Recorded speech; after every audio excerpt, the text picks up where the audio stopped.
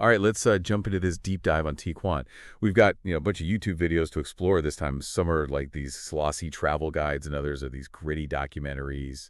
Kind of two totally different sides of the city. Yeah, it's interesting to see how Tijuana is often portrayed, very surface level, but these videos we're going to go through, they reveal, I think, a much more complex reality. Right, exactly. So I guess the goal here is to really kind of uncover what's going on in Tijuana, like what makes it tick, all the good stuff, the bad stuff, and everything in between. Before we get started, though, I want to ask our listeners, what comes to mind when you think of Tijuana? Take a second to really think about it, because I think by the end of this deep dive, you're going to have a much deeper understanding. Yeah, I think a lot of people probably just think of like the border or maybe some tourist traps, but these videos show us that, there's a whole lot more to it than that. Okay, so let's start with that tourist perspective, right? Like this Before You Go video highlights some pretty cool attractions. Like, for example, the Tijuana Cultural Center. It's got this amazing architecture, this giant IMAX sphere called La Bola, and also a bunch of world-class art exhibits in El Cubo. It's really cool to see how Tijuana has invested in these kinds of spaces. It seems like they're trying to, promote a different side to the city, something that goes beyond the typical tourist narrative. Definitely. And then you've got Playa de Tijuana. It's a 2.5-mile beach, so, perfect for like a chill getaway. But we'll get to this later. But even a place like that has its own dark side. Yeah, that's a really important contrast to keep in mind. But for now, let's stick to the fun stuff, like Tijuana's nightlife. That's legendary, right? I mean, think about it. Bars, clubs, and get this, a burgeoning craft brewery scene. Craft breweries in Tijuana. That's not something I would have expected. It just goes to show, this entrepreneurial spirit, this desire to create something different, something that kind of helps carve out a new identity for the city. Totally. And if you're, thinking of bringing the family, there's El Trompo. It's an interactive science museum. And honestly, it looks incredible, especially considering that some young people in Tijuana, sadly, face limited opportunities. It's awesome to see these investments in education, like really inspiring the next generation. It really shows an understanding that, they need to invest in the young people, that they need to giving a chance to grow despite the challenges that exist there. Exactly. And of course, you can't go to Tijuana without experiencing Lucha Libre. The energy, the crazy costumes, those iconic masks, it's just pure entertainment. And I mean, it's more than just wrestling, right? It's really ingrained in Mexican culture. It's a whole spectacle, a form of storytelling, really. I mean, it just resonates with people on a deeper level. For sure. And then there's the El Popo market. It's a mix of everything, really. Food, souvenirs, and, you get a glimpse of daily life there. Yeah, it's like a miniature version of Tijuana itself, bustling, energetic, and full of character. It's a reminder that, even with all the changes, you can still experience that authentic Mexican culture there. And you better brush up on your bargaining skills. Absolutely. Haggling, that's part of the experience. It's a valuable skill, especially when you're in those tourist areas. Okay, next up, tequila tasting. There are so many local bars in Tijuana that, offer these unique brands and flavors. It's a chance to experience the tequila culture in a way that you just won't find anywhere else. It makes you think about Tijuana's long and kind of, complicated history with alcohol and narcotics, something we're going to be diving deeper into when we talk about the darker side of the city. Now, for all you art lovers out there, you got to check out Pasaje Rodriguez. It's a street art haven, and the crazy thing is it's always evolving. It's really amazing how street art has become this outlet for expression in Tijuana. For residents, it's a way to reclaim their narrative, to show off their creativity, and to be heard. It's like a visual dialogue, reflecting the city's changing dynamics. Yeah, for sure. And speaking of reflecting the city, the food in Tijuana is incredible.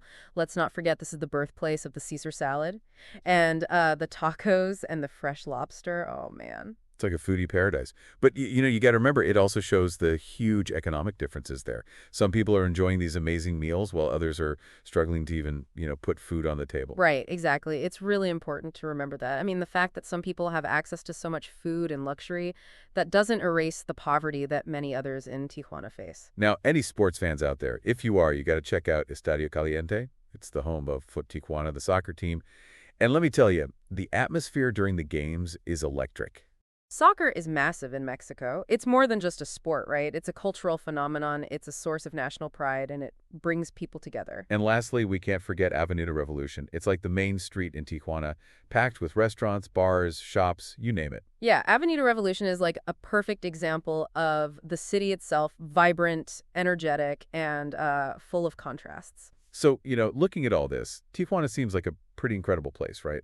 But this is just the tip of the iceberg. Exactly. What we've seen so far is just scratching the surface. There's a whole other side to Tijuana, a darker side that most tourists never see.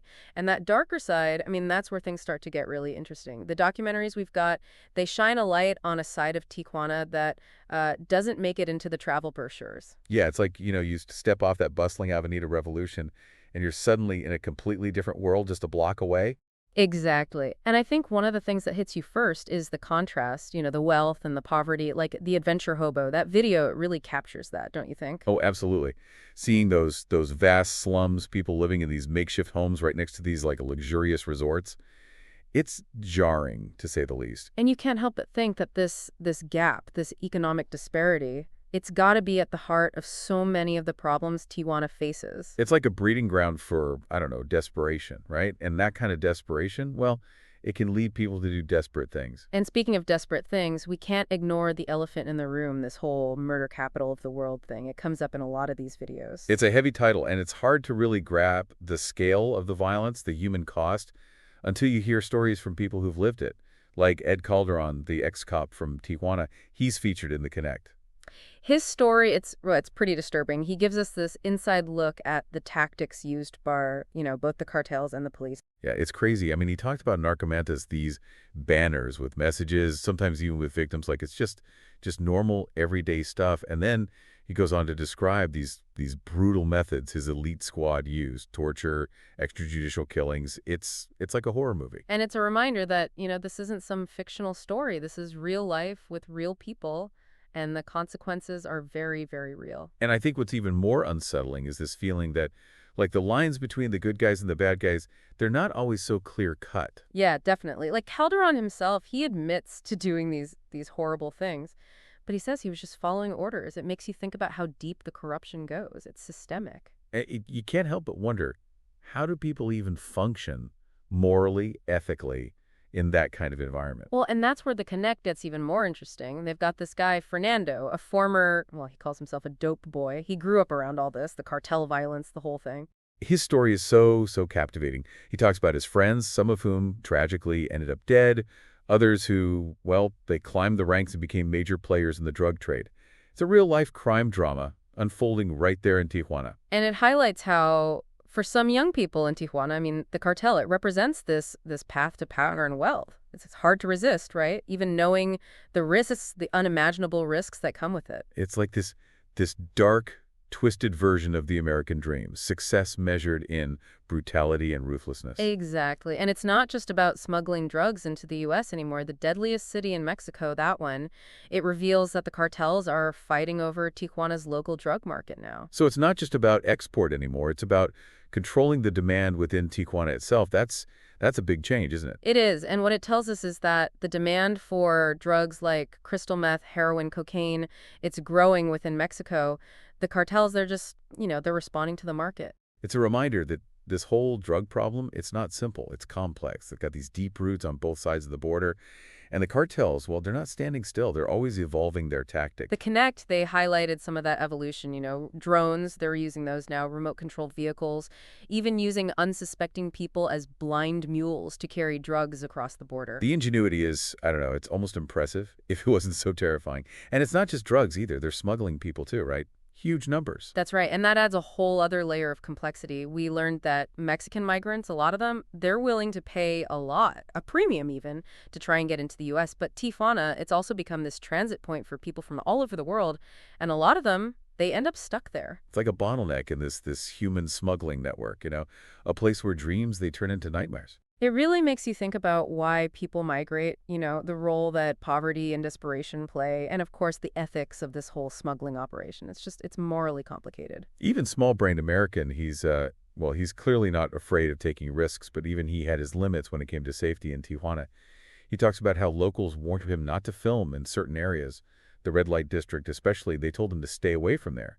said he'd be risking serious trouble. It highlights the fact that in Tijuana there's this unspoken code, this set of rules that most outsiders just they don't know about. Locals, they understand where the dangers are and how to avoid them. It's like there's this invisible map of the city, and certain places are just off limits unless, you know the rules. Yeah, I think it's a good way to put it. And while the violence is, it's often targeted, cartel on cartel, criminal on criminal, but that doesn't mean that it's contained. It spills over. It creates this constant atmosphere of fear, of uncertainty. It's in the air. And then there's the corruption. It seems like it's woven into the very fabric of life in Tijuana.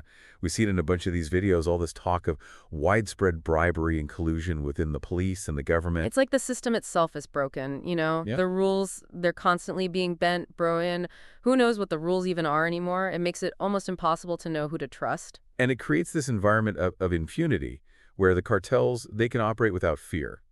Ed Calderon's testimony, it's really damning. He describes a police force that's just riddled with corruption. Torture, cover-ups, it's just business as usual. And when you hear the statistic that over 90% of murders in Tijuana go unsolved, it really hits home. The system is failing. It's failing to deliver justice, and the cycle of violence just keeps going. And in the end, it's the everyday people, the families, the communities, they're the ones who suffer the most. The deadliest city in Mexico, they've got these interviews with residents, police officers, journalists, and the fear, the sadness, the resignation in their voices, it's heartbreaking. That story about the mother who was relieved to find her son's body because at least then she knew what happened to him, that just stays with you. It says so much about what this violence does to people, to families, to communities. Man, it's hard to imagine living with that. That constant fear, the uncertainty, it must be exhausting. Yeah, and it's inspiring to see how people find a way to cope, to find moments of joy, of connection, even in the midst of all that. There's definitely a sense of community that comes through, right? People supporting each other, sharing what they have. It's powerful. It is, and that resilience, it's a thread that runs through all the videos, the artists using street art to express themselves, the families finding comfort in, shared experiences. There's this determination to keep going, to find hope, even when things are really tough. We've seen a lot in this deep dive. The tourist side, the violence, the poverty, the corruption. It's a lot to wrap your head around. It is. Tijuana, it's not an easy place to define, is it? It's beautiful and it's full of suffering. There's this vibrant culture, but also these brutal realities. It's complicated. It's like, I don't know, looking through a kaleidoscope, right? Every turn you see something new, something unexpected. I like that analogy. And while these videos, they give us a window into Tijuana, we're left with more questions than answers, I think. One thing that really stuck with me is this idea that the violence, it's cyclical. Like no matter how many times they try to crack down, the root problems are still there, so it just starts all over again. Yeah, Ed Calderon, he talked about that in The Connect, right? Even when they were taking down cartel leaders, making what seemed like progress, it was always temporary. It's like, what's that saying? Trying to put out a fire with a water pistol. You might get some of the flames, but the embers, they're still there burning underneath. And until those embers are dealt with, the poverty, the corruption, the lack of opportunities, the cycle of violence, it's just going to keep going. And that brings up a question that I keep coming back to. If the U.S. is the biggest market for the drugs that are fueling all this violence, what responsibility do we have? I mean, what can we do to help address the situation in Tijuana? That's a tough question, a really important one, and I don't think there are any easy answers. But it's something we need to think about, especially after watching these videos. It's a reminder that what happens in Tijuana, it doesn't stay there, right? It's all connected. Our choices, what we demand, our policies, they have a real impact on people's lives across the border. And that's why this deep dive has been so important, I think. It's helped us understand Tijuana better, challenged us to question our assumptions, to face some uncomfortable truths. It's definitely given me a lot to think about. That's the power of knowledge, right? It opens up new perspectives, makes you curious, encourages us to engage with the world in a more meaningful way. So, to everyone listening out there, we'll leave you with this thought. Tijuana's story is still being written. It's a story of resilience, of struggle, of hope, and most of all, it's a story of complexity. And it's a story that we're all a part of, whether we realize it or not. Thanks for joining us on this deep dive. We'll see you next time. Keep exploring, keep questioning, keep learning.